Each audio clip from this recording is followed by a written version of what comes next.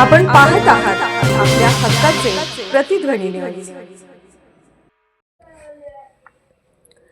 राष्ट्रीय सागरी जलतरण स्पर्धा संपन्न। आमचे जयसिंगपूर प्रतिनिधी हुसेन शेख कळवतात की श्रीराम असोसिएशनच्या वतीने पोरबंदर येथे 3 व 4 जानेवारी रोजी राष्ट्रीय सागरी जलतरण स्पर्धा मोठ्या उत्साहात पार पडली।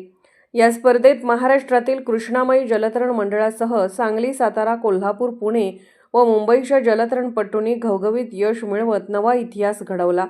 विविध वयोगटात नारायण गावडे, संभाजी गावडे, संजय जाधव, प्रीतम पाटील, संदीप भोईर, अजित पवार, श्रीमंत गायकवाड, गोपाल मर्दा यांच्यासह अनेक खेळाडूंनी उत्कृष्ट कामगिरी करत समुद्रवीर पुरस्कार पटकावले।